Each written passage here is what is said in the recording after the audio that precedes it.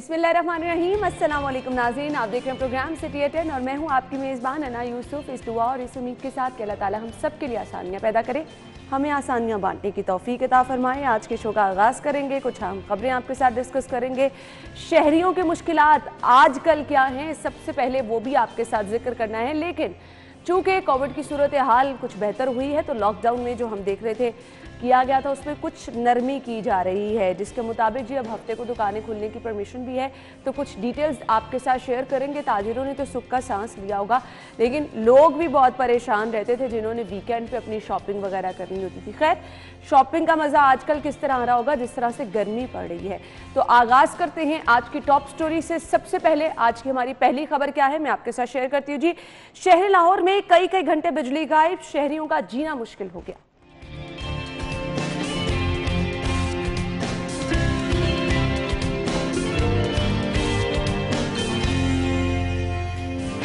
Lockdown में नरमी, मार्केटों में हफ्ते की छुट्टी खत्म।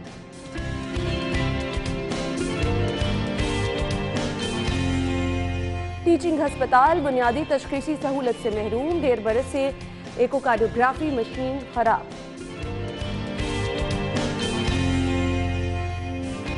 और जी खबर यह भी है कि 5000 में डिग्री की फौरी तस्दीक, एटीसी का पैसे बटोरने का मंसूबा।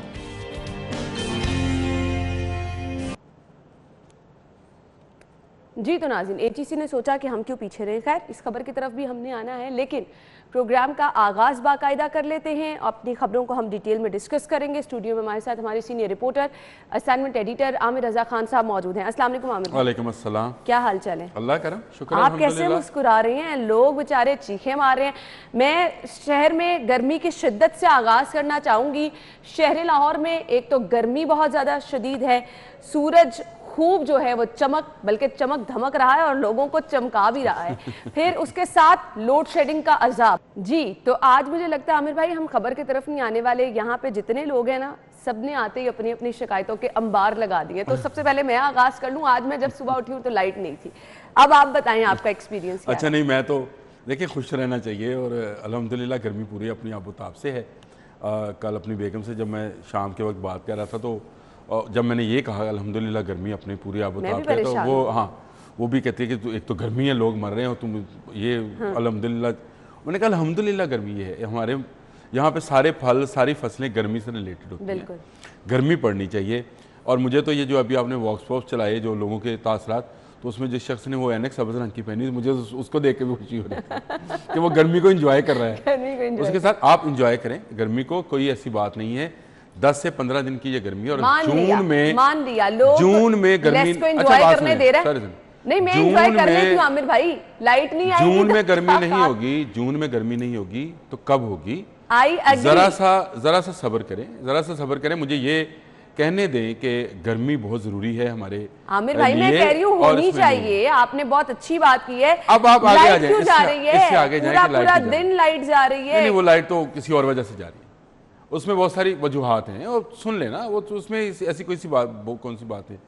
पूरे मुल्क में लोड शेडिंग है। कल मैंने अपने तुम्हारे रिपोर्टर्स की ये ड्यूटी लगाई थी कि वो ये बता दें कि लोड शेडिंग की असल वजह क्या है। सही। तो जो असल वजह ये है कि मियां मोहम्मद नवाज शरीफ के दौर में 34,000 मेगावाट बिजली पैदा करने के कारखाने लगाए गए कि अगर पन बिजली और जो दूसरी बिजली है फर्नेस साइड से बनने वाली, गैस से बनने वाली, कोयले से बनने वाली, सारे यूनिट चल जाएं तो 34,000 मेगावाट बिजली जो है वो चाहिए। इस वक्त मुल्क को कितनी चाहिए? 24,000 मेगावाट। अच्छा, बन कितनी रही है? 19,000 मेगावाट।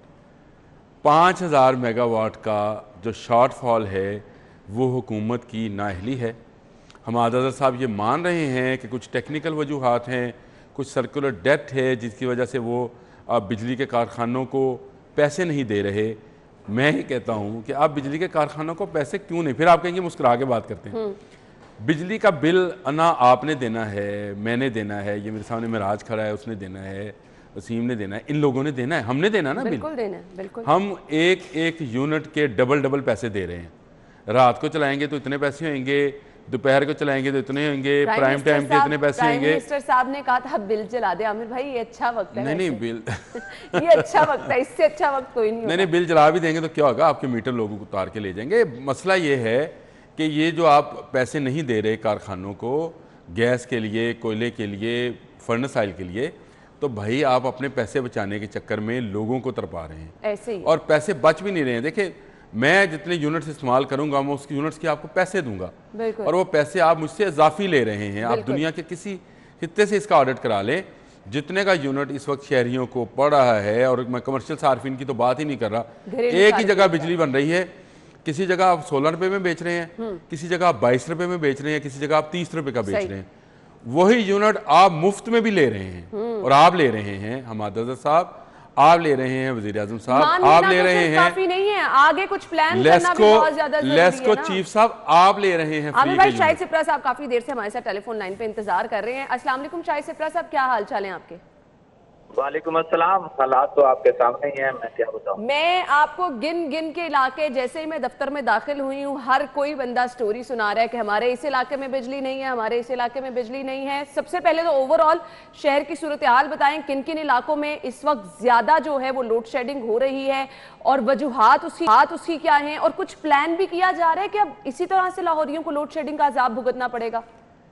देखिए, सबसे पहले तो मैं ये कमेंट करूंगा कि आपको 10-12 साल में पहली दफा दफ्तर में चले फीडबैक मिला कि यहाँ बिजली नहीं आ रही और कहाँ पे नहीं आ रही। मेरे ख्याल में माजी में को 10-12 साल में इस तरह की सिचुएशन नहीं हुई कि आपकी बिजली की आने या जाने इस तरह होकर रात को औकात में भी आप ना सो पाए, बच्चे भी लग रहे हैं, किसी जगह पे ट्रांसफार्मर डैमेज है, कहीं पे सिस्टम डाउन है, कहीं पर ग्रिड स्टेशन है वो नहीं चल रहे। तो ये मामला है। देखें, दर्जा हरारत बड़ा, ये 44-45 डिग्री रूटीन की बात है, ये गुज़श्ता सालों में भी होता रहा है। इसकी तैयारी किसने करनी थी? गवर्नमेंट ने करनी थी और आपकी डिस्ट्रीब्यूशन कंपनी लेस्को ने करनी थी।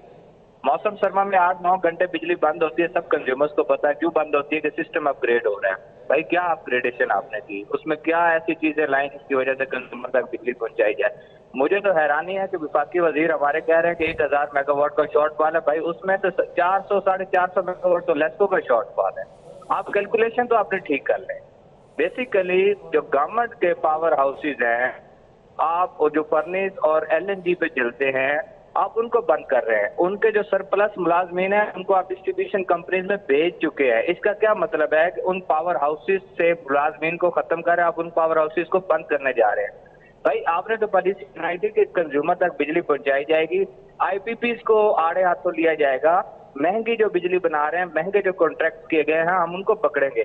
आप अपने पावर हाउसेज को बंद कर रहे हैं। भाई आप आईपीपीज को पकड़े ना, जो प्राइवेट पावर हाउसेज आपके पास है आप उनको बंद करें। आप उनको क्यों नहीं बंद करते? बेसिकली मामला वही है कि आपकी जनरेशन कम है, आपकी डिमांड ज्यादा है, और इस पे डिस्ट्रीब्यूशन कंपनीज पर आप जितना मर्जी मलबा डाल लें, ये दुकानदार बैठे हैं, इनको जितनी चीज मिलनी है इतनी इन्होंने डिस्ट्रीब्यूट कर देनी। बेसिकली विफाक इसमें फेल हो रहा है। विफाकी हुकूमत इनको पूरी बिजली नहीं दे रही, जिसकी वजह से आज कंज्यूमर जो है वो सफर हो रहा है। और इस दर्जा हरारत पर आप देखें कई घंटे तक बिजली बंद है, लेकिन सार्फिन जो है अजियत में मुब्तला है। और अजियत में मुब्तला है। सबसे बड़ी मुश्किल ये है कि एक तो आपको लोड शेडिंग का सामना करना पड़ेगा, और जब बिल आएंगे तो वैसे ही आपका सर चकरा के रह जाएगा। कुछ पूछना चाह रहे हैं शाहिद सिप्रा, मुझे ये बताइए कि ये जो यूनिट है, ये जो आजकल कंज्यूमर को मिल रहा है, मैं कमर्शियल की नहीं घरेलू सार्फिन की बात कर रहा हूँ, वो कोई 20-22 रुपए का यूनिट है, एक यूनिट बिजली का? नहीं आदि साहब, आप तो बहुत पुरानी बात कर रहे हैं। 20-22 वाला तो आप ख्वाब देखना छोड़ दें। रिसेंट जो स्टडी की गई है और गवर्नमेंट ने अपनी जो स्टडी की है, उसमें 31 रुपए 50 पैसे की यूनिट डोमेस्टिक को चार्ज हो रहा है। 31 रुपए का यूनिट।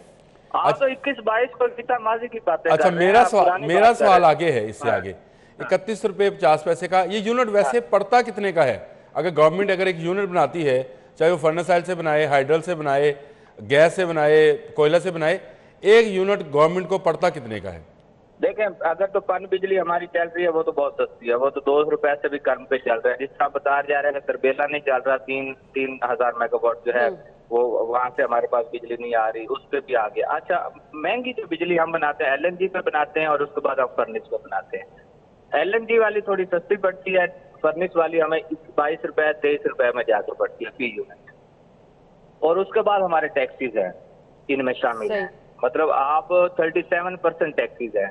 21-22 रुपए में जनरेशन हुई। ये अगर एक यूनिट, अगर एक कारोबारी बात कर लें सिप्रा साहब, एक बिजनेस का, क्योंकि अब आप बेहतर फील्ड में रहते हैं हर वक्त, बिजनेसमैन जो है वो उसको तो जितने ज्यादा यूनिट्स गवर्नमेंट बेचेगी एज एन ए बिजनेसमैन, और जितने कंज्यूमर खर्च करेगा वो बोझ जो है अल्टीमेटली कंज्यूमर पर पड़ेगा, गवर्नमेंट को तो फ़ायदा होगा। तो अगर 34,000 मेगावाट की कैपेसिटी है, जो कल हमें इस्लामाबाद से भी रिपोर्ट मिली, 34,000 की कैपेसिटी है, चला ये 19,000 पे रहे हैं और 24,000 की डिमांड है, तो गवर्नमेंट क्यों नहीं 24,000 मेगावाट बनाती? बिजली बेच रही है तो अच्छी तरीके से बेच ले उसको।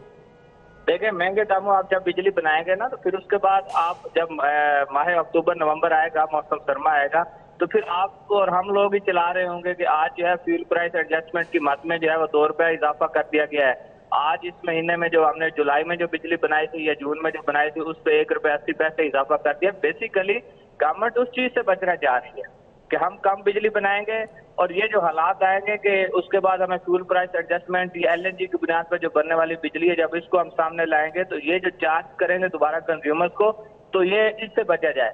हालांकि बचना नहीं चाहिए। आप महंगे दामों बिजली बनाए। माजी में भी नवाज शरीफ जब प्राइम मिनिस्टर थे तो उस वक्त जो हुकूमत थी वो भी यही बिजली बनाती रही है, लेकिन सार्वजनिक तक पहुंचाती रही है।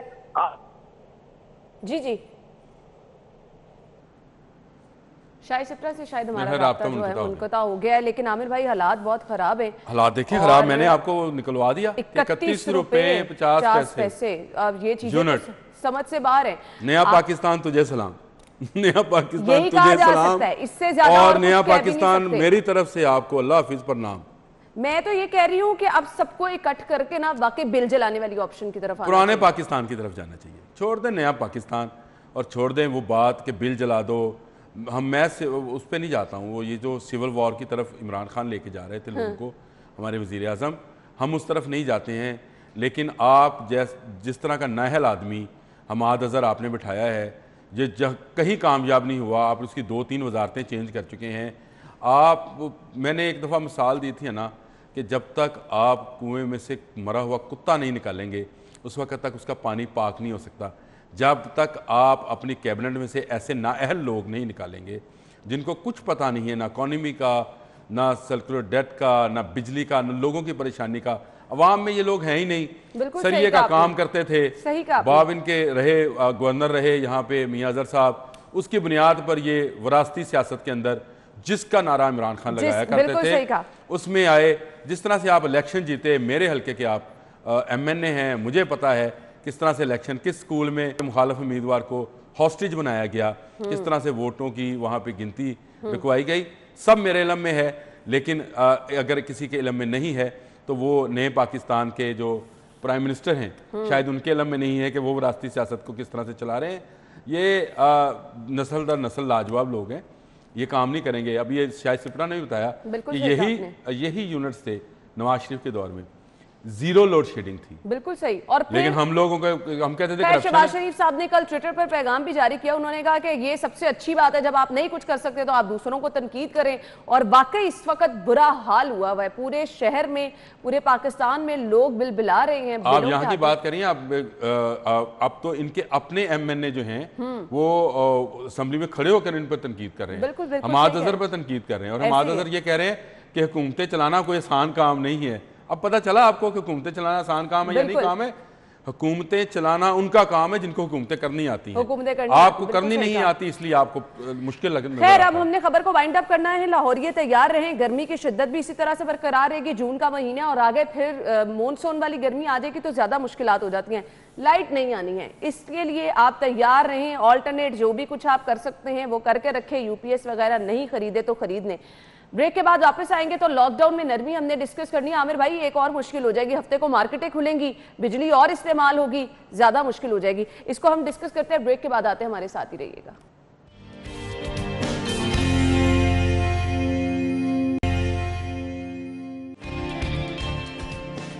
ब्रेक के बाद आपको खुशामदीद कहेंगे। और ब्रेक में यहाँ पर डिस्कशन हो रही थी कि सोलर पैनल लगा के किस तरह से आपने अपनी बिजली बचानी है। आमिर भाई, फिर आपने सोच लिया है, सारे तजावीज़ आपको दे रहे हैं?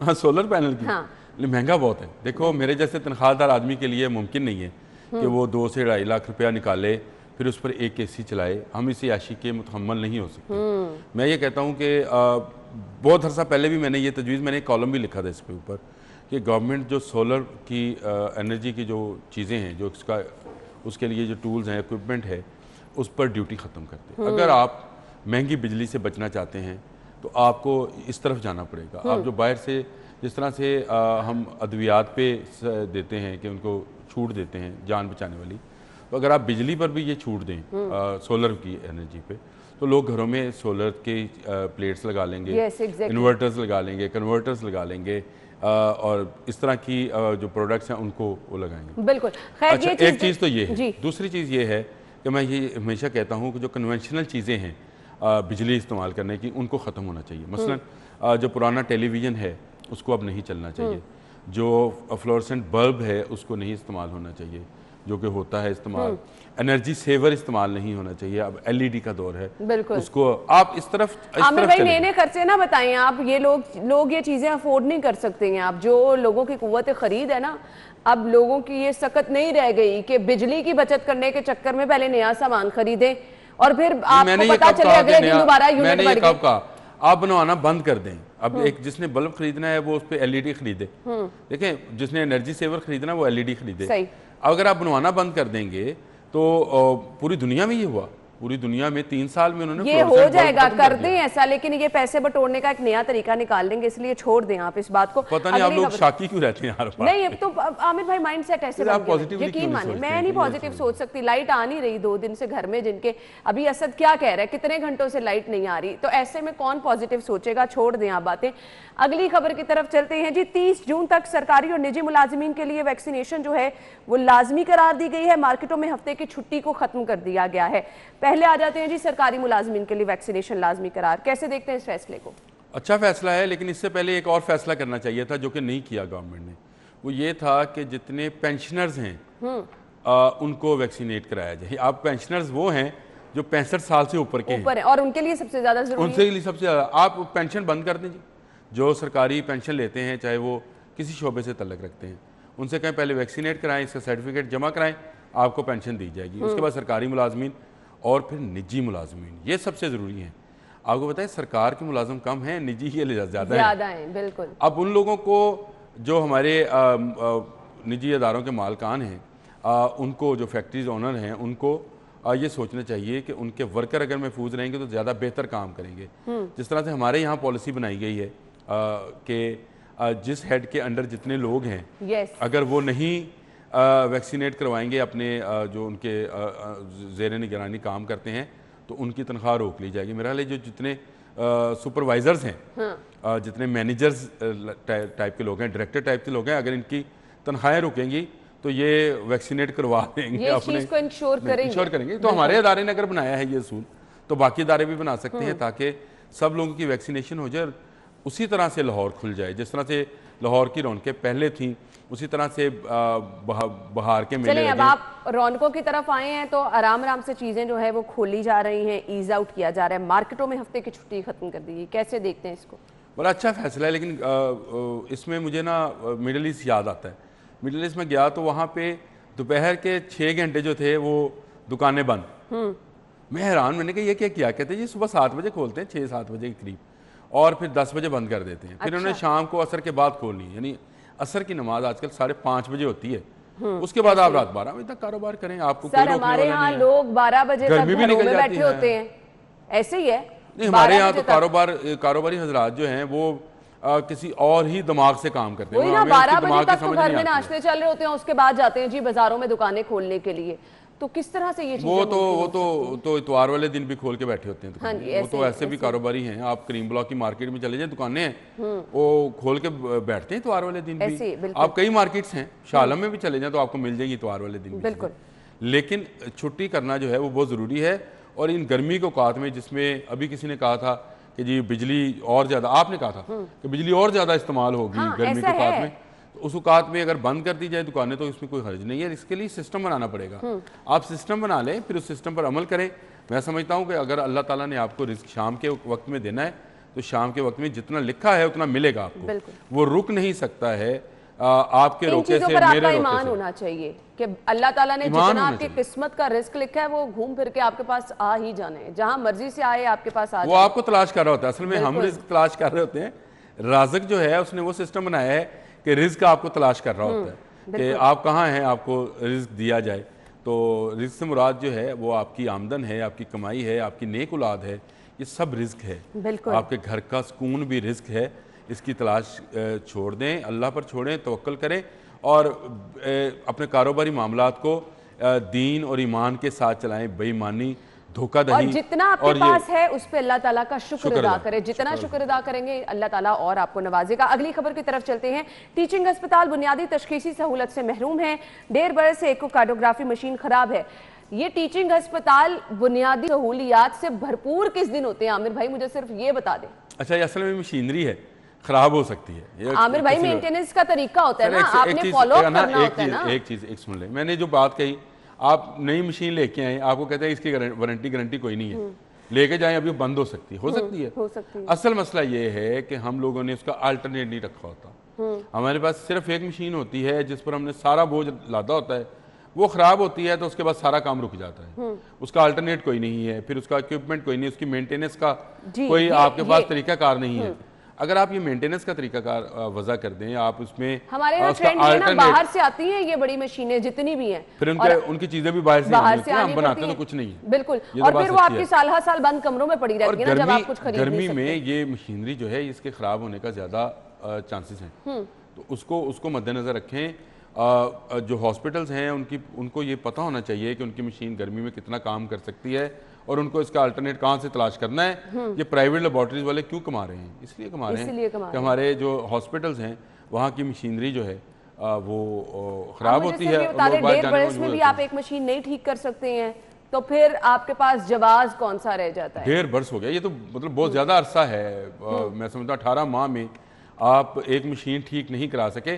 MS साहब को रहना नहीं चाहिए अपनी सीट पर। बिल्कुल बिल्कुल। और आपके ये बड़े टीचिंग अस्पताल हैं, अगर यहाँ पर ही वैसे तो अब आमिर भाई इसको फिर हम रिलेट करें, अगर पिछली हुकूमत से ये चीज़ें ख़त्म हो गई हैं, सस्ती अद्वियात गई, आपको सस्ता इलाज मुआलजा गया, अस्पतालों में जो आपको फ्री टेस्ट की तशखीसी आप बात करके देख लें, वो कहेंगे जी आप एक हॉस्पिटल ऐसा नहीं बना सके जहाँ मियां नवाज शरीफ जो है वो अपना इलाज नहीं करा सके। और भाई उनको जो बीमारी हुई उसका इलाज पाकिस्तान में नहीं था। हाँ। और डॉक्टर यास्मीन राशिद ने ये हमें बताया, डॉक्टर फैसल ने बताया कि ये इलाज बाहर ही हो सकता है और ये इस तरह का इलाज नहीं है कि किसी हॉस्पिटल में एडमिट कराया जाए। इसके डॉक्टर्स, इसके माहिरीन तो बाहर आपने सियासत भी तो करनी है ना, इस तरह शहबाज के शरीफ बयानात साहब देंगे। को जो कैंसर हुआ वो जब बैरून मुल्क थे, यहाँ से उनको निकाला गया था, जिला वतन थे, उस वक्त हुआ। उस वक्त उन्होंने बाहर मुआलिज दिखा लिए। आप इन बीमारियों को जो कि बहुत ही ख़तरनाक, अल्लाह ताला सबके महफूज रखे। मैं डॉक्टर यास्मीन राशिद के लिए भी सेहत की दुआ हमेशा करता हूँ कि वो भी अल्लाह ताला उनको सेहत और तंदुरुस्ती अता फरमाए। आप जिस डॉक्टर को दिखा लेते हैं फिर आपकी मजबूरी बन जाता है। बाकी डॉक्टर्स ऐसे मरीज़ को हाथ नहीं लगाते क्योंकि वो एक हिस्ट्री चल रही होती है, फॉलो अप आपके डॉक्टर को ही बेहतर तरीके से पता होता है। उन्होंने जब बाहर एग्जाइल में थे तो उस वक्त उनको उन डॉक्टर्स ने चेक किया, उनका इलाज किया, तो अभी भी उनका इत्मीनान उन डॉक्टर्स पर है। बिल्कुल ऐसे उसका ये हरगिज़ मतलब नहीं है कि वो यहाँ एक हॉस्पिटल नहीं बना सके। बाखुदा आप PIC देखें किसने बनाया, जिन्ना हॉस्पिटल देखें किसने बनाया, बहुत सारे हॉस्पिटल्स में नाम ले सकता हूँ। आप सब्जाजार से लेके शाहदारा तक और Nawaz Sharif social security hospital से लेकर जिस मर्जी हॉस्पिटल का नाम लें, किस दौर में बना ये आपको पता चलेगा। ये सभी को बहुत अच्छी तरह पता है, बिल्कुल ऐसा ही है। लेकिन आप तो ये है कि आप तो एक मशीन 1.5 साल में ठीक ना करा सके और फिर बात आप करते हैं और हेल्थ की। आप इस स्टेज पे हैं कि शहर के जितने टीचिंग अस्पताल हैं, एक दफा अगर आप जाकर विजिट कर लें तो सेहत सहूलियात क्या हैं आपको खुद ब खुद पता चल जाएगा, फिर पीछे बात ही नहीं रह जाती कोई करने वाली। ब्रेक पे जाना है, वापस आएंगे तो 5000 में डिग्री फौरी तस्दीक कराएं। पैसों से आप जो मर्जी काम करा लें। HEC ने पैसे बटोरने का ये तरीका बना लिया है। HEC ने कहा हर जगह ही ये काम हो रहा है, हर जगह पैसे बटोरे जा रहे हैं, तो हम क्यों पीछे रहें। ब्रेक के बाद वापस आते हैं, डिस्कस करते हैं, हमारे साथ रहिए।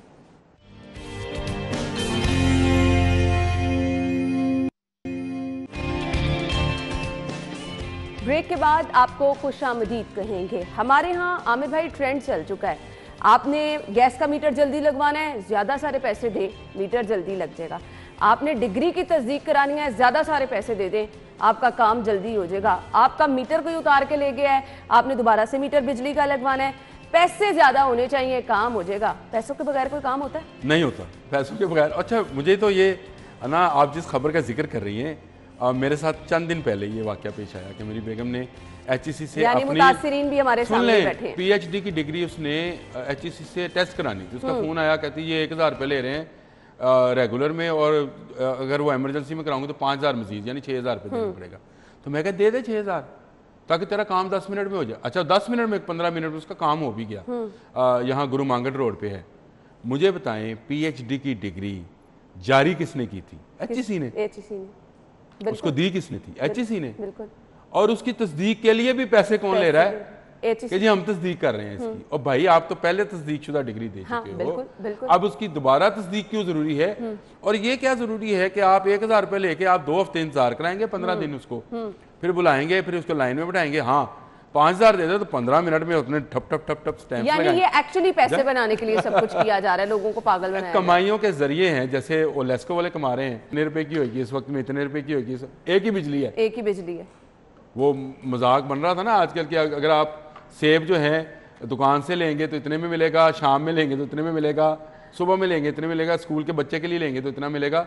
वही हिसाब है हमारे यहाँ, हर काम जो है ना उसको पैसे पे जो है वो कर दिया गया है, और ये माल बनाने का चक्कर है। अदारे जो हैं वो समझते हैं कि वो जितना माल बना लेंगे उनके लिए बेहतर है, फिर उसमें अपनी उनकी कमाइयाँ हैं, फिर वो गवर्नमेंट को बताएंगे कि जी देखें हम जो है हमारा बजट जो है सरप्लस में है, किस तरह से आया ये पैसा, किस तरह से लूटा गया है, किस तरह से लोग अपनी जो कमाई है हलाल की कमाई वो आपको दे रहे हैं, इसका कोई ख्याल नहीं करता। अकमल सुमरो साहब की खबर बिल्कुल दुरुस्त है कि अपनी ही डिग्री जो HEC ने जारी की है उसको दोबारा तस्दीक करने के लिए HEC 5000 रुपये की एक फ़ीस लगा दी गई है ताकि आप 15 दिन इंतजार न करें। मुझे बताएं यही काम 1000 रुपये में 10 मिनट में हो सकता है, 15 मिनट ऐसे ही है, लेकिन आप नहीं करते। आपने लोगों को इजी वे और बैकडोर जो है वो काम सिखा दिया है, तो लोग उससे क्यों फायदा? मैंने तो अपनी मिसाल दे दी, मैंने उसको फोन पे कहा दे दो 5000। आमिर भाई फिर लोग इतना टाइम जिनको फौरी तौर पे डिग्री चाहिए, इंतजार करने के बजाय जिन्होंने आगे कुछ प्लान करना है, उन्हीं को तो लूटा जाएगा। यही करते हैं कि अच्छा जी इतने दिन इंतजार करने से बेहतर है आप पैसे दें, उन्हीं को ना लूटा जाएगा। लूटने के लिए तो हमें चाहिए किसी को, कोई इमरजेंसी मरीज, आप कभी किसी इमरजेंसी मरीज के साथ अल्लाह ना करे आप प्राइवेट हॉस्पिटल में जाए, आपको लग पता जाएगा कि होता क्या है और किस तरह से लूटा जाता है, और किस तरह से नुस्खे ऐसे लिख के दिए जाते हैं जो सिर्फ एक दुकान से मिलते हैं, और आपको उसी इमरजेंसी के अंदर एक बंदा मिलेगा जो कहेगा कि ये सामान आपको फलां जगह से मिलेगा, मैं आपको सस्ते दामों ले देता हूँ। हालांकि वो सस्ते दामों नहीं होता, वो महंगे दामों होता है, लेकिन वो आपस में सब ने तकसीम किया होता है पैसा, एजेंट से दूसरे एजेंट तक। ये एजेंटी सिस्टम जो है ये आपको हर माशरे की हर जगह, आप एक्साइज के दफ्तर चले जाएं, बिल्कुल सही कह रहे हैं, आप मोटर ट्रांसपोर्ट के दफ्तर चले जाएं, आप पासपोर्ट के दफ्तर चले जाएं, आपको सबसे पहले ये लोग घेरते हैं, तो ये लोग मिलते हैं, ये सबसे पहले लोग घेरते हैं, और आपको मिलेंगे, आपको कहें जी ये चीजें हमें भाई खत्म नहीं की जा सकती। फिर मैं अगेन कहना चाहूंगी कि आपका अपना ज़मीर, आपका अपना ईमान है, अगर वो भी आपको मलामत नहीं करता ये सब करने से पहले, तो फिर बातों से कुछ नहीं हो सकता। एक और खबर है हमारे पास, वक्त कम है, इस पे बात कर लेते हैं जी। ड्राइवर हजरात जो हैं वो होशियार हो जाए थोड़ा सा। आमिर भाई मैं बड़ी परेशान हूँ, मुझे कल पता चला कि इतने सारे मेरे चालान दफ्तर पहुंच चुके हैं। कितने? तकरीबन कोई कम बताऊं, पूरे बताऊं? नहीं पूरे बताओ। 1 दर्जन चालान, 12 चालान, यकीन माने। और मुझे अंदाजा भी नहीं है, और मैं वो उससे इनकार भी नहीं कर सकती कि वो मेरे चालान नहीं है, क्योंकि वो तस्वीर के साथ है, टाइम मेंशन किया है, आसान रास्ता बताने लगा तुम्हें, जो सब कर रहे हैं। एक स्टिकर सा मिलता है वो लगवाओ पहले अपनी प्लेटों पे, दूसरा उसके बाद अपना नंबर टेम्पर कर लो, सही नंबर टेम्पर कर लो, उसका एक आध नंबर मिटा दो, वो ना कैमरे में आएगा ना आपका चलान होगा। ये मैं आसान रास्ता बता रहा हूँ जो मुझे नजर आता है, मुझे रोड पे नजर आता है। आप कॉन्शियस होए ना होए, और ये जो है कैमरे पे बैठे जिसका मर्जी चलान जो मर्जी करते चले। ये सुबह दफ्तर जल्दी आने की खातिर ये सब मेरे चलान हो रहे हैं, सारे ओवर दफ्तर पे नहीं करेगा जो तुमने गलत काम किया, सुबह ओवर स्पीड पे सारे चलान है मेरे साथ, पास उनकी तस्वीरें हैं। और ये रॉन्ग साइड ड्राइविंग वाले को तो बिल्कुल इसका तो मैं इस पे आने लगी, इसका तो लाइसेंस तो मुअत्तल करना चाहिए। बिल्कुल। अच्छा जी, रॉन्ग साइड ड्राइविंग पर लाइसेंस मुअत्तल, वन वे की खिलाफवर्जी पर सख्त एक्शन। वन वे की खिलाफवर्जी भी हम जगह जगह देखते हैं। सबसे ज्यादा ट्रैफिक का हर्डल है, ये मैं नहीं करती, ये है रॉन्ग साइड ड्राइविंग जो है।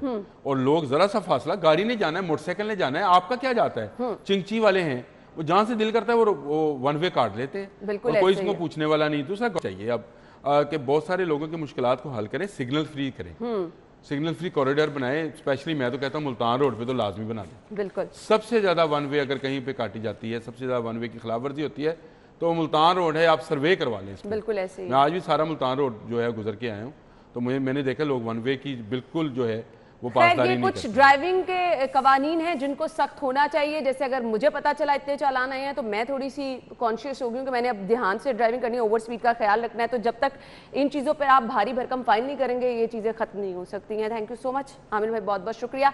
नाज़रीन हम लेते हैं ब्रेक, ब्रेक के बाद आपको ज्वाइन करेंगे, हमारे साथ ही रहिएगा।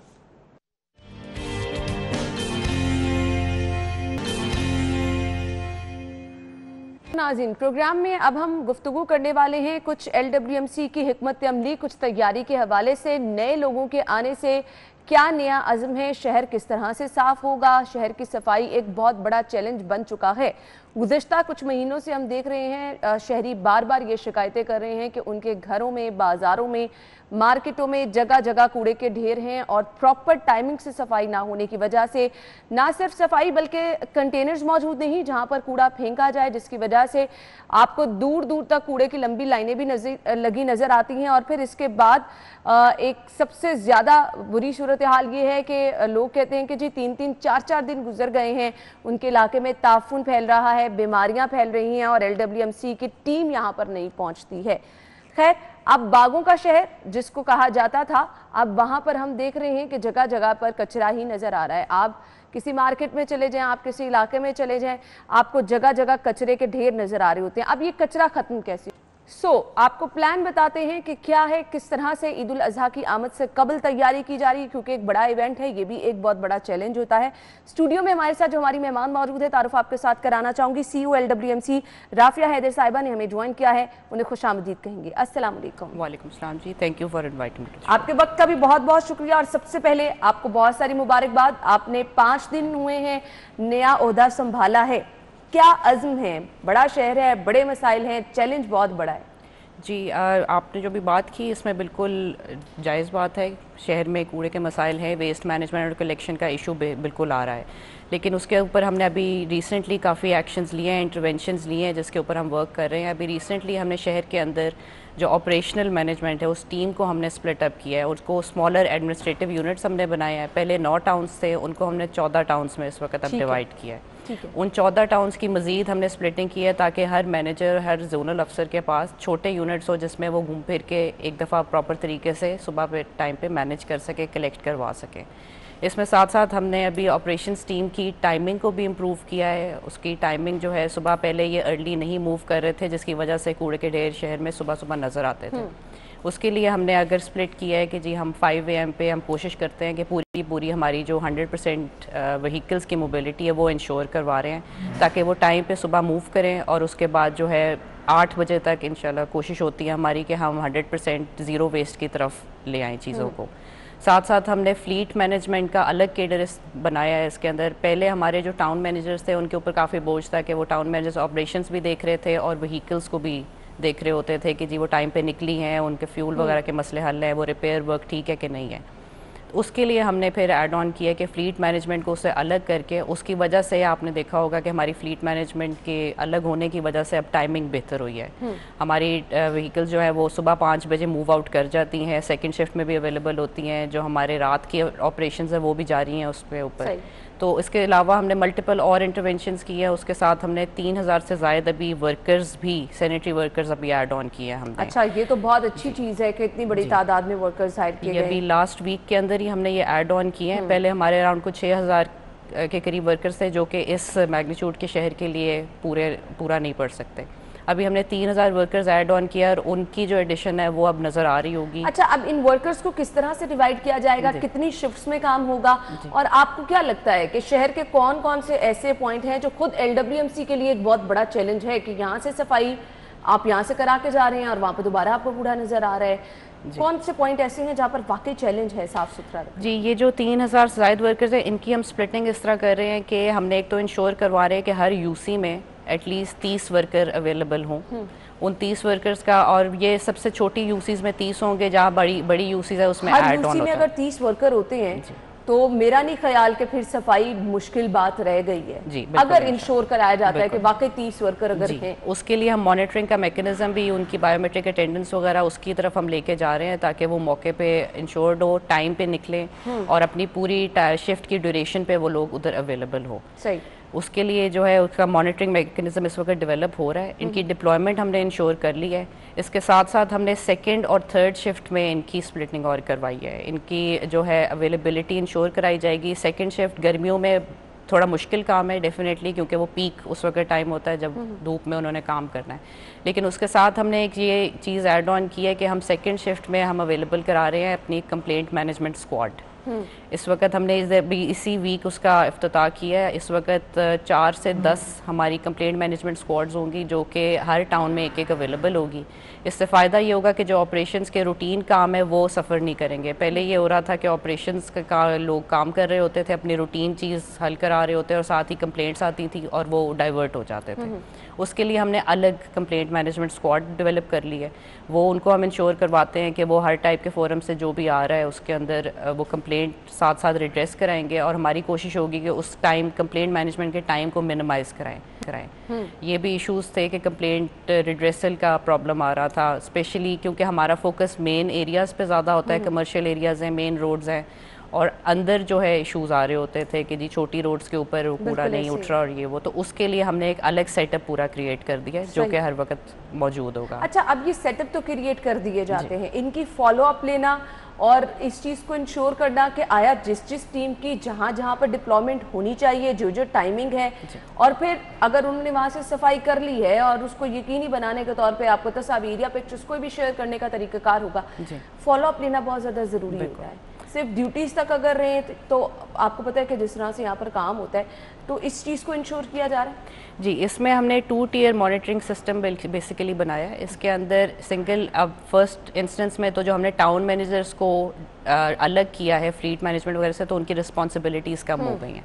अब वो पूरा वक्त अवेलेबल होते हैं अपने टाउन में। उनका जो मोबिलिटी का टाइम है वो भी हमने इंश्योर करवाया, जो कि हम अपने हेड क्वार्टर से मॉनिटर कर रहे होते हैं कि वो लोग वाकई फील्ड में मौजूद है और अपने उस एरिया पे फोकस कर रहे हैं। दूसरा टियर हमारा टॉप टियर है जो कि हेड क्वार्टर से मॉनिटरिंग हो रही होती है। हमने विजिलेंस का एक पूरा सेटअप क्रिएट कर रहे हैं। उसके अंदर अभी हमारी हायरिंग इन प्रोसेस है, लेकिन हमने ऑलरेडी जो इंटरनल स्टाफ है उससे हमने स्टार्ट ऑफ कर दिया हुआ है कि वो मॉनिटर करते हैं। चेक एंड बैलेंस है both on the of side और फ्लीट साइड पे। वो लोग उसको टेकअप किए होते हैं डेली बेसिस पे। वो कंप्लेंट्स को भी मॉनिटर कर रहे हैं डेली बेसिस पे, वो जनरल ऑपरेशंस को भी मॉनिटर करते हैं।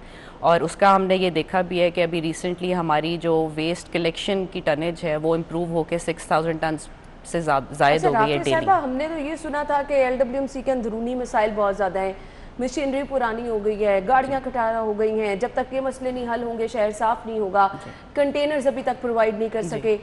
इन मसलों का हल निकला है? देखिए, इसमें हम फुली कमिटेड है, हमको हुकूमत की तरफ से भी पूरी सपोर्ट हासिल है और हमारी प्रोक्योरमेंट अल्हम्दुलिल्लाह इन लाइन है। वो हम ऑन शेड्यूल जा रहे हैं और इंशाल्लाह बहुत जल्द हमारे पास नई फ्लीट और कंटेनर्स जो हैं वो जल्द ही आना शुरू हो जाएंगे। और हमारी पूरी कोशिश है कि ईद से पहले वो चीज़ें आप लोगों को नज़र भी आना शुरू हो जाए। सही जी, तो ईद से पहले पूरी तैयारी की जा रही है, हम ईद की तैयारियों की तरफ भी आएंगे।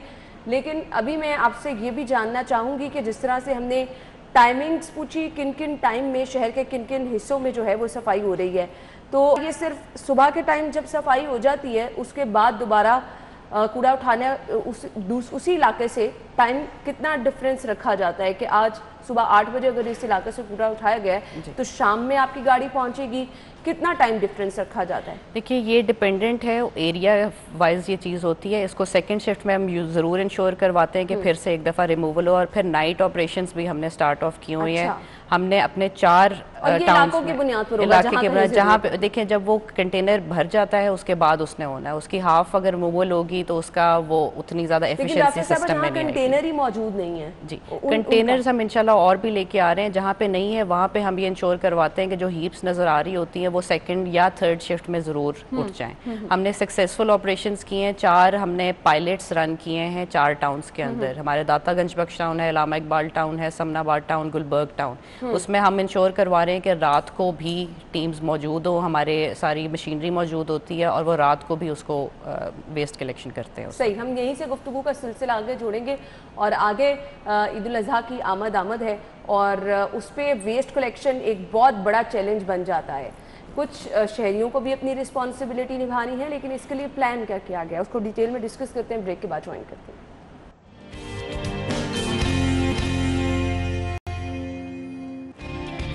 ब्रेक के बाद आपको एक बार फिर से खुश आमदीद कहेंगे। ईद उल अजहा के लिए क्या सफाई प्लान बनाया गया है और किस तरह से इंश्योर किया जाएगा कि शहर को ज़ीरो वेस्ट किया जाए, बड़ा चैलेंज है। और ईद के तीनों दिन मुख्तलिफ इलाकों में वर्कर्स की ड्यूटी लगाई जाती है, लेकिन फिर भी लोग जो हैं वो भी परेशान नज़र आते हैं। लेकिन कुछ रिस्पॉन्सिबिलिटी मैं यहाँ पे कहूँगी कि शहरियों को भी अदा करनी है। वेस्ट बैग्स जो फराहम किए जाते हैं, लोग उनका इस्तेमाल नहीं करते और वैसे वेस्ट जो है वो घरों के बाहर आपको अक्सर नज़र आता है। लेकिन इसका प्लान क्या है वो हम राफिया साहिबा से जान लेते हैं। जी राफिया साहिबा, कहिएगा। जी, आप बिल्कुल सही कह रही हैं। ये पहली दफ़ा होगा कि ऑपरेशनली कंपनी जो है वो 100% मैनेजमेंट इसकी कर रही होगी, तो इसमें डेफिनेटली चैलेंजेस मौजूद है, जिसको हमने ऑलरेडी उसके ऊपर हिकमत अमली बना ली हुई है और उसकी इम्प्लीमेंटेशन अब ऑन गोइंग है। उसमें जो सारी प्रोक्योरमेंट्स एफिलिएटेड होती हैं वो हम अभी कर रहे हैं, वो इंशाल्लाह इन टाइम होंगी और उसको हम इंश्योर करवाएंगे। हमने टाउन वाइज जो लोकेशंस हैं, जहाँ जहाँ ऑफिस जमा होनी है, किस टाइम पीरियड में होनी है, मगरिब से पहले हम इंश्योर करवाएंगे कि इंशाल्लाह वो उठ जाएं और शहर जो है वो साफ़ नज़र आए। उसके लिए बिल्कुल हमारी शहरियों से भी ये दरख्वास्त होगी कि वो अपने जो हम लोग वेस्ट बैग्स प्रोवाइड करते हैं उसको यूटिलाइज़ करें और सही जगह पे उसको ठिकाने लगाएं, बजाय इसके कि वो हर जगह जो हमें रूटीन में नज़र आता है। अच्छा, क्या ईद के लिए क्या स्पेशल प्लान है? कुछ वर्कर्स ज़्यादा हायर किए जाएंगे? जी, इसके अंदर हमारी है कि हम मशीनरी वगैरह ऐड ऑन करेंगे ताकि हमारा रूटीन का ऑपरेशन जो है वो हट ना हो।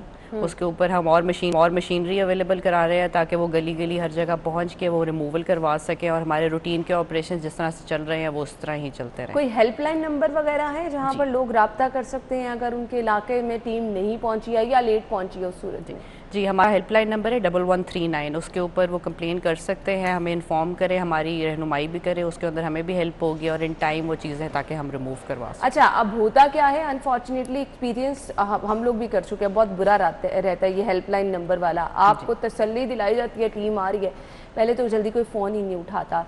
तो इसका मैकेनिज़्म क्या है, कितना जल्दी जो है एक्शन लिया जाता है, किस तरह से टीम कितना टाइम लेती है पहुंचने? जी, जिस तरह मैंने अभी बताया वो कंप्लेंट मैनेजमेंट का बिल्कुल इशू आ रहा था, जिसके लिए हमने फिर अलग स्क्वाड्स वगैरह भी ये बनाई हैं। उसमें डेफिनेटली ईद के दौरान मैग्नीट्यूड ज़्यादा होगा तो हम उधर कोशिश करेंगे कि वो इन्हांस करा दें। हमारी पहली प्रायोरिटी ये है कि जो हम मशीनरी और लोग ऐड ऑन करवा रहे हैं उनको हम टारगेटिंग करेंगे कि वो एक स्पेसिफिक टाइम से पहले चीज़ें रिमूव करा दें। और उसके अलावा अगर कोई कंप्लेंट रह जाती है तो नाइट टाइम में या फिर वो जो इवनिंग का स्लॉट है उसके अंदर वो कंप्लेंट स्क्वाड जो है वो फुली अवेलेबल है। सही जी। और इसके साथ साथ शहरी खुद भी रिस्पॉन्सिबिलिटी का सबूत दें, जैसा कि मैंने पहले भी जिक्र किया कि वेस्ट बैग जो हैं वो फराहम किए जाते हैं, उनका आपने प्रॉपर इस्तेमाल करना है। और अगर आप अपने घर से बाहर निकाल रहे हैं, फेंक रहे हैं, तो एक स्पेसिफिक अगर आपके पास जगह मौजूद है, कंटेनर मौजूद है, आप वहाँ पर इसको वेस्ट को फेंके ताकि जो लोग सफाई के लिए आ रहे हैं उनको भी मुश्किलात का सामना ना रहे। एप्लीकेशन अभी एक मुतारिफ करवाई गई है रिसेंटली, और एप्लीकेशन में LWMC का तो सबसे ज़्यादा मेन किरदार नज़र आना चाहिए। खिदमत आपकी दहलीज पर क्या कॉन्ट्रीब्यूशन है आपकी?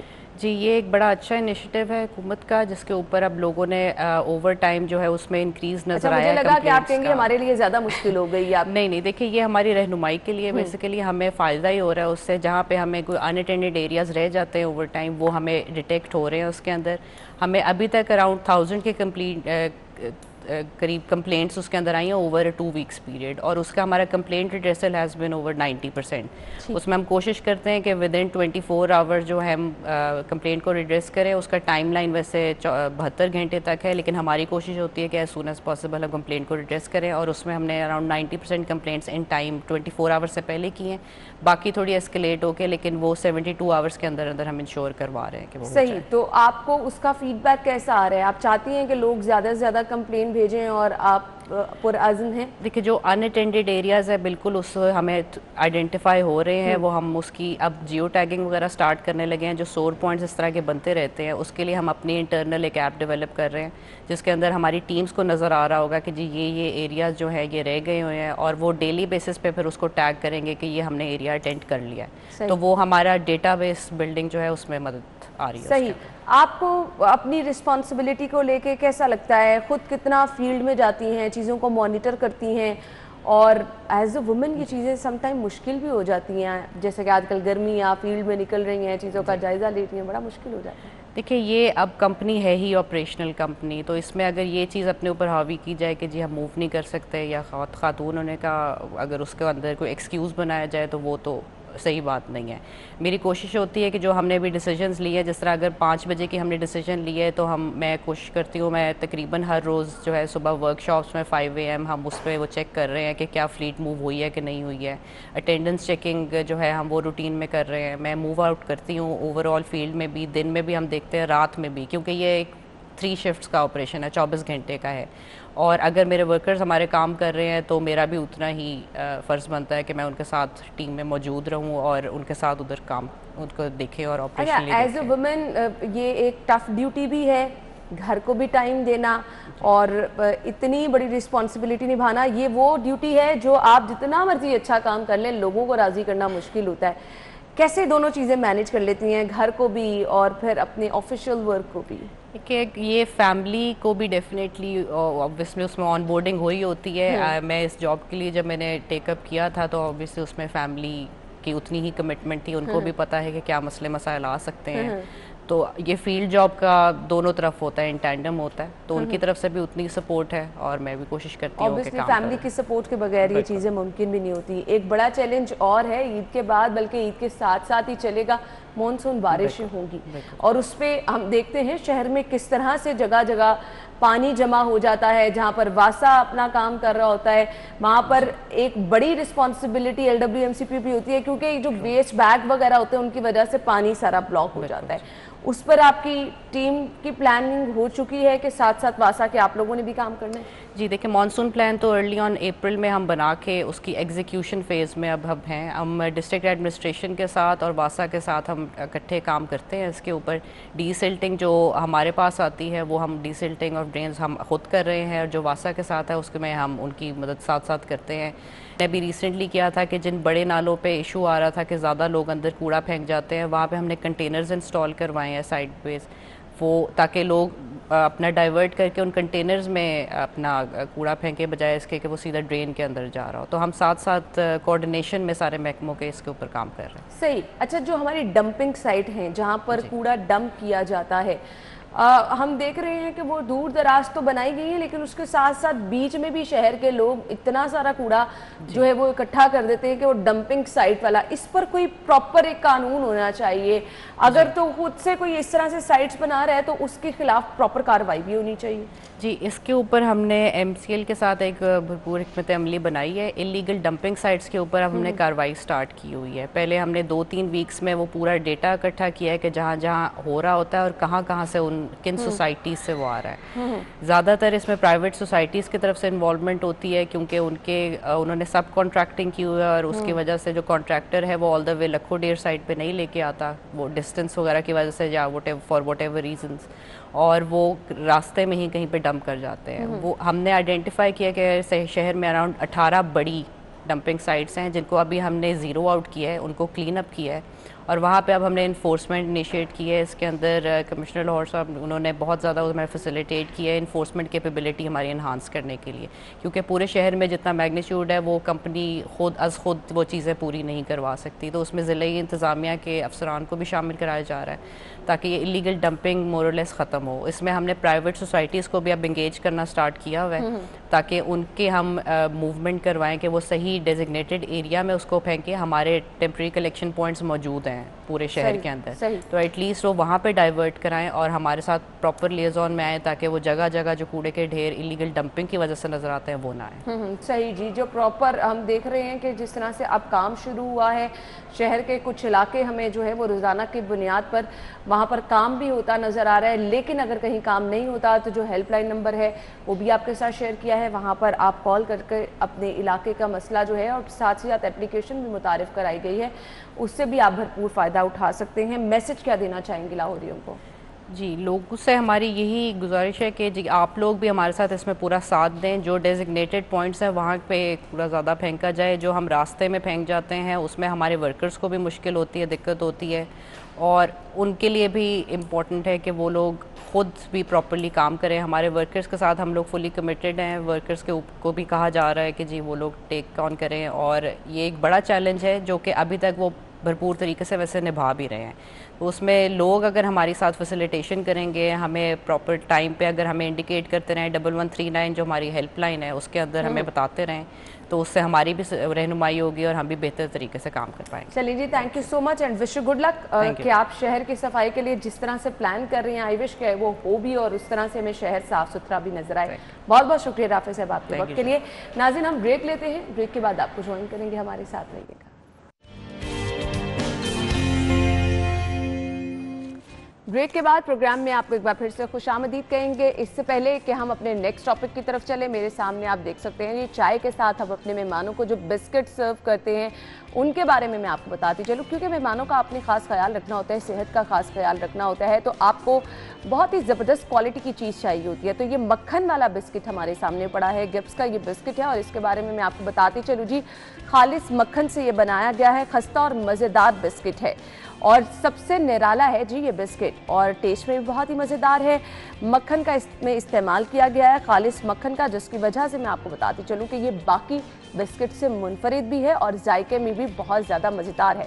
सो अगर आप मज़े का बिस्किट खाना चाहते हैं और बहुत ही टेस्टी बिस्किट खाना चाहते हैं तो गिब्स का ये मक्खन वाला बिस्किट जो है आप इस्तेमाल कर सकते हैं। आपके बच्चों की सेहत के लिए भी ये बहुत ही ज़बरदस्त रहेगा और एनर्जी से भरपूर ये बिस्किट है जी। तो बिस्किट का इस्तेमाल तो बेस्ट कौन सा है ये हमने आपको बता दिया। अब कुछ तालीमी सरगर्मियों की बात कर लेते हैं जहां पर ज़बरदस्त जो है वो किरदार निभा रही है नून एकेडमी, जो कि बहुत ही अच्छे तरीके से अपनी तालीमी सरगर्मियों को जारी भी रखे हुए है। इसके पीछे जो कुछ आइडिया हमें नज़र आया है वो खासा मुनफरिद भी है। तो ये आइडिया कहाँ से आया और नून एकेडमी किस तरह से अपनी खिदमात सर अंजाम देती है, प्रोग्राम के इस हिस्से में हम डिस्कस करेंगे। स्टूडियो में जो हमारे साथ हमारे मेहमान मौजूद है, तारुफ आपके साथ कराती चलूँ जी। मैनेजर नून एकेडमी पाकिस्तान है, डायरेक्टर ग्लोबल मार्केटिंग भी हैं, उमैर बाबर साहब ने हमें ज्वाइन किया, अपने मेहमान को खुशामदीद करेंगे। अस्सलाम वालेकुम। वालेकुम सलाम, कैसे क्या हाल चल है? अल्हम्दुलिल्लाह जी, very good, thank you so much, बहुत बहुत शुक्रिया आपके वक्त के लिए। सबसे पहले मुझे बताइएगा ये जो आइडिया नून एकेडमी का है ये कुछ डिफरेंट भी है, नया भी है, कैसे ये आइडिया आया? जी, ये एक ग्लोबल कंपनी है, दुनिया में 8 ममालिक में है, तकरीबन 1 करोड़ बच्चे इस पे पढ़ते हैं। लेकिन ये 7 साल पहले सऊदी अरब में 2 दोस्त थे जो कि इंग्लैंड में पढ़ रहे थे, तो उनको ये आइडिया आया कि हमें एजुकेशन में कुछ करना चाहिए। तो उस वक़्त दे वरंट क्लियर कि हमें क्या करना चाहिए, तो उन्होंने एक आम सी एक ट्यूशन एकेडमी खोली कि जो सऊदी अरब में जो टेस्ट होते हैं जैसे हमारे यहाँ MCAT वगैरह होते हैं उसके लिए उन्होंने बच्चों को पढ़ाना शुरू किया। फिर उन्होंने देखा कि बच्चे पढ़ तो रहे हैं लेकिन बच्चे जो है वो समझ नहीं रहे, तो उन्होंने फिर पहले एक बच्चे को पढ़ाते थे, इंडिविजुअल अटेंशन देते थे, फिर ज़्यादा बच्चों को पढ़ाना शुरू किया, फिर और एक्सपेरिमेंट्स करते रहे। फिर उन्होंने ये रियलाइज़ किया कि सबसे बड़ा मसला जो इस वक्त बच्चों को है वो इंटरेस्ट का है, कि बच्चे पढ़ाई में इंटरेस्ट नहीं ले रहे। तो फिर उन्होंने कहा कि हम पढ़ाई में इंटरेस्ट कैसे डेवलप कर सकते हैं, बोर्डूम को कैसे ख़त्म कर सकते हैं, इंटरेस्टिंग चीज़ें बीच में ऐड की जाएं कि बच्चे जो हैं खुद ब खुद आएँ। तो फिर उन्होंने एक्सपेरिमेंट्स करना शुरू किया। तो सबसे पहले उन्होंने रियलाइज़ किया कि क्लासेस, लाइव क्लासेस ना बहुत बच्चे एंजॉय करते हैं, तो उन्होंने फिर लाइव क्लासेस इंट्रोड्यूस कराई। दूसरा जो था वो था इंटरेक्शन, कि इंटरेक्शन विद द टीचर, तो इस पे you could actually talk to the teacher. फिर उसके बाद बच्चे आपस में भी डिस्कशंस करना चाहते थे, तो पीयर टू पीयर लर्निंग का कॉन्सेप्ट उन्होंने इंट्रोड्यूस कराया। और अब जो फाइनल शेप में, विच ऑफ कोर्स और भी इम्प्रूव होती रहती है, तो एक ऐप है जिसके ऊपर बच्चे टीचर से लाइव पढ़ सकते हैं, आपस में डिस्कशंस कर सकते हैं, क्लास में सवाल पूछ सकते हैं। तो बहुत ही एक इंटरेक्टिव लर्निंग ऐप उन्होंने बनाई। और पूरी दुनिया में एवरेज होता है कि एक बच्चा दिन में 15 मिनट पढ़ता है ऑनलाइन किसी भी प्लेटफॉर्म से, खान अकेडमी है उससे।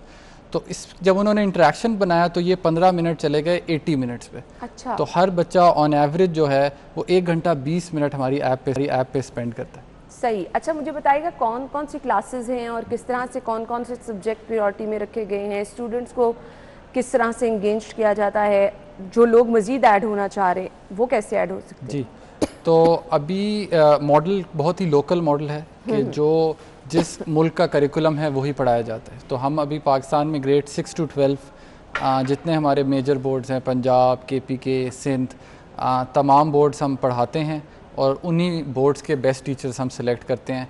पूरे पाकिस्तान से थाउजेंड्स ऑफ एप्लीकेशंस आई हमारे पास, तो उसमें से हमने जो बेस्ट टीचर्स थे वो सिलेक्ट करते रहते हैं, उनकी ट्रेनिंग होती रहती है।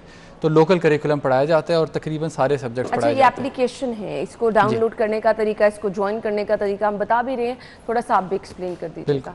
बहुत सिंपल है, आप ऐप स्टोर पे या प्ले स्टोर पे जाके नून लिखेंगे या नून एकेडमी लिखेंगे। हमारी वैसे भी अगर आप एजुकेशन में भी चले जाएं कैटेगरी में तो सबसे टॉप पे आपको नून एकेडमी की ऐप आएगी। पाकिस्तान में एक पहली दफ़ा हुआ कि नंबर 5 पे कोई ऐप आई एजुकेशन की, जो कि यूट्यूब, फेसबुक सबसे ज़्यादा डाउनलोडेड ऐप थी पाकिस्तान की हिस्ट्री में।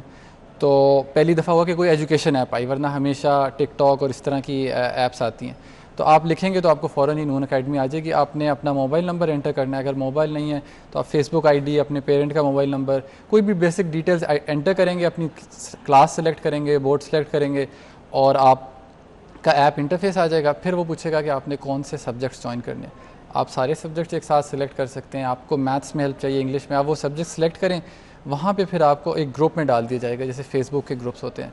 तो उसके अंदर लाइव क्लास भी होगी, रिकॉर्डेड क्लासेस भी होंगे, क्विज़ेस भी होंगे और आप उसके अंदर अपने दोस्तों के साथ मिलके ग्रुप स्टडी भी कर सकते हैं। सही, तो आप अपने दोस्तों के साथ ग्रुप स्टडी भी कर सकते हैं। एक क्लासरूम वाला इन्वायरमेंट हमने कोविड में बड़ा मिस किया है कि अगर आप ऑनलाइन क्लासेस ले रहे हैं तो क्लासरूम वाला इन्वायरमेंट जो है उसका ऑल्टरनेट कुछ नहीं है। इसमें एप्लीकेशन में अगर कोई बच्चे ज्वाइन करना चाहते हैं, स्टूडेंट्स इसका हिस्सा बनना चाहते हैं, ये क्लासरूम वाला इन्वायरमेंट जिसको स्टूडेंट्स ने भी मिस किया, जो हम कह रहे थे कि उसका ऑल्टरनेट कुछ नहीं है, इस चीज़ को कैसे इंश्योर किया जाता है? बिल्कुल, आई थिंक सबसे जो आइडियल इन्वायरमेंट है वो क्लासरूम का है। उसको इस तरह इमुलेट करने की कोशिश की जाती है कि एक तो स्टूडेंट्स को टीचर से इंटरेक्शन करने की इजाज़त है, उसके बाद वो लाइव फीडबैक दे सकते हैं। सही। जब टीचर पढ़ा रहा है तो उसकी स्क्रीन पे एक स्माइली फेस आ रही होती है, एक सैड फेस आ रही होती है, तो बच्चे रियल टाइम फीडबैक दे रहे होते हैं कि हम मुस्कुरा रहे हैं या उदास हैं। तो टीचर उसी वक्त अपनी टोन चेंज कर सकता है। सही। इसके अलावा कुछ ऑनलाइन के फ़ायदे भी हैं। मैं क्लास में टीचर हूँ, मैं सवाल पूछता हूँ तो एक बच्चा जवाब दे सकता है, बाकी सारों का आंसर उससे इन्फ्लुएंस हो जाता है। ऑनलाइन में तमाम बच्चे एक वक्त में आंसर दे सकते हैं और उसी वक्त टीचर की स्क्रीन पे आ जाता है कि 60% बच्चों ने सही जवाब दिया लेकिन 40% ने ये वाला जवाब दिया, तो इसका मतलब है कि ये वाली कंफ्यूजन है। तो वो ऑनलाइन के फ़ायदे भी हैं और इंटरेक्शन के ज़रिए कोशिश की जा रही है कि लाइव क्लास को कोई क्विज सिस्टम, कोई टेस्ट सिस्टम के सब बच्चों को इंगेज किया जाए, जो लेक्चर जो डिलीवर किया जा रहा है वो स्टूडेंट सही तरह से समझ भी पा रहे हैं नहीं,